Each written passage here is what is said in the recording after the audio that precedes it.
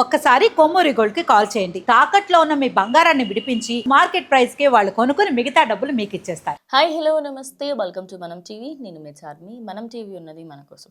ప్రస్తుతం తెలంగాణ, ఆంధ్రప్రదేశ్ ఈ రెండు రాష్ట్రాలలో ఆడవాళ్ళు చేతిట్లా తలకు పెట్టుకొని కూర్చున్నారు.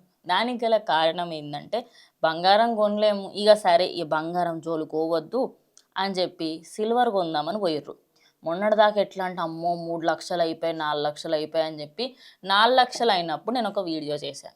ఏమని, ఈ టైంలో సిల్వర్ కొంటే బై మిస్టేక్ అది కొంచెం గోల్డ్ 10% పడ్డదనుకో, ఇది కాస్త 100కి దానికి డబుల్ పడుతుంది అని చెప్పిన.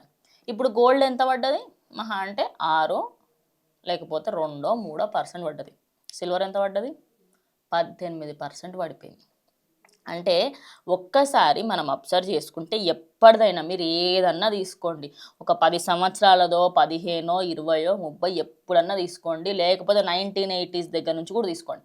ఒక్కసారి బంగారం 10 రూపాయలు తగ్గితే దానికి ఆల్టర్నేటివ్ ఇది 100 రూపాయలు తగ్గుతుంది. అయితే ఒక 1-2 డేస్ స్పాన్లో 10,000, 5,000, 10,000 అలా అవుతూ ఇవాళ ప్రజెంట్ 75,000 తగ్గింది కంప్లీట్గా 2-3 రోజుల్లోనే. అంటే మొన్నటి వరకు 4 లక్షలు ఉన్న బంగారం ఈరోజు 3,95,000కి సంబంధించి వచ్చిందనమాట. మొన్నటి వరకు ఎంత ఉండే? 4,05,000, 4,15,000, 4,18,000 అట్లా రోజు రోజుకి పెరిగిందనమాట. సో కంప్లీట్గా ఈ రోజు అయితే చాలా అంటే చాలా దారుణంగా డౌన్ఫాల్ అయింది.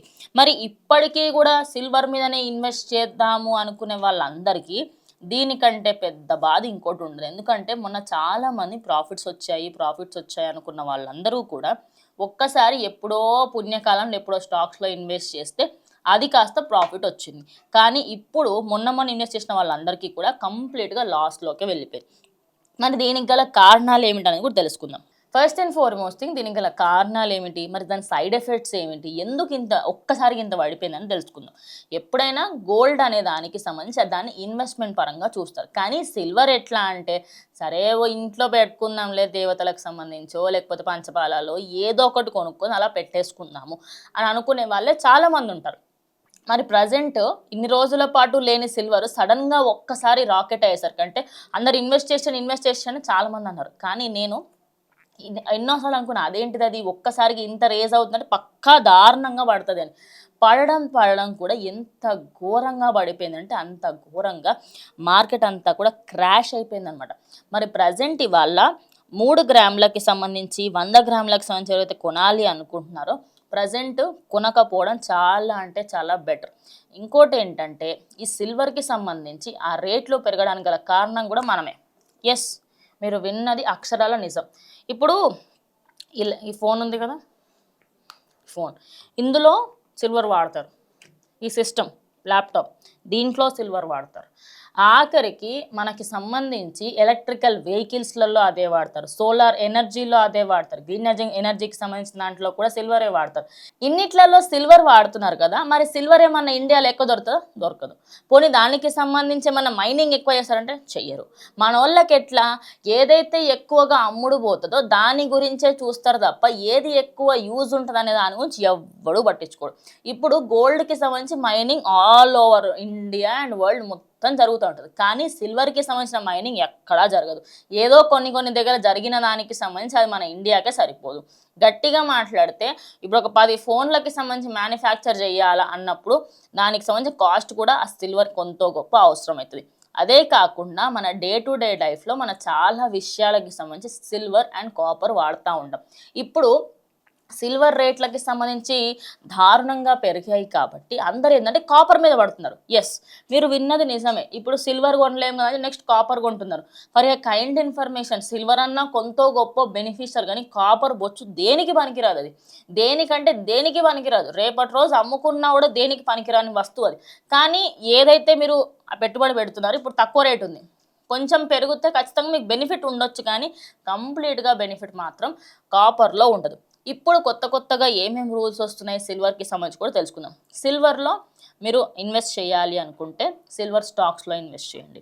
సిల్వర్ బార్స్లో ఇన్వెస్ట్ చేయండి. అంటే ఒక కంప్లీట్గా 10 గ్రామ్స్కి సంబంధించిన బార్ తీసుకోవడము, కిలోగ్రామ్ తీసుకోవడము అలా చేస్తూ ఉండండి. బికాజ్ రేపటి రోజు మీరు దాన్ని అమ్మినప్పుడు ఖచ్చితంగా దాంట్లో తరుగులు, వేస్టేజ్లు, తొక్క, తోటకూర అలా ఏమీ పోవు. ఇంకోటి అథెంటిఫికేషన్ తీసుకోండి. ఈ మధ్య కాలంలో సిల్వర్‌కి సంబంధించి చాలా అంటే చాలా స్కామ్స్ జరుగుతున్నాయి. ఆ స్కామ్స్ ఏంటంటే సిల్వర్ ఉంటది కదా నార్మల్‌గా సిల్వర్ ఫాయిలే లోపలుంటది. లోపల మొత్తం దానికి సంబంధించి కాపర్, అదేవిధంగా జింక్ ఇవన్నీ మెటల్స్ అన్నీ యాడ్ చేసి లోపల క్రియేట్ చేస్తా ఉన్నారు. బయటకి మాత్రం చూడ్డానికే అది సిల్వర్, లోపల మొత్తం జింక్ అండ్ కాపర్ కూడా మిక్స్ చేస్తున్నారు. అవన్నీ ఒక్కసారి గమనించుకొని తీసుకోండి. ఇప్పుడు present day by day increase అవుతున్న దానికి సంబంధించి ఓవరాల్‌గా మీరు చూసుకుంటే మాత్రం సిల్వర్‌లో ఇన్వెస్ట్ చేయడం ఎప్పటికైనా ప్రాబ్లమే. మీరు ఏదైతే సిల్వర్‌లో ఇన్వెస్ట్ ఇప్పుడు చేస్తా అని నెత్తులు బాదుకుంటున్నారో అది మానుకొని గోల్డ్‌లోనే ఇన్వెస్ట్ చేస్తే ఖచ్చితంగా మనకి బెనిఫిట్స్ అయితే వస్తాయి. మరి ప్రెజెంట్ సిల్వర్‌కి సంబంధించి ఏమైనా మనకి గవర్నమెంట్ సైడ్ నుంచి వచ్చే బెనిఫిట్స్ ఉన్నాయంటే ఇన్సూరెన్స్ ఇస్తున్నారు. అంటే రేపటికి సంబంధించి మీరు గోల్డ్‌ని ఎలా అయితే తాకట్లో పెట్టి మనీ తీసుకోవచ్చో ఏప్రిల్ 2026 నుంచి మనకి అది అందుబాటులోకి వస్తుందన్నమాట.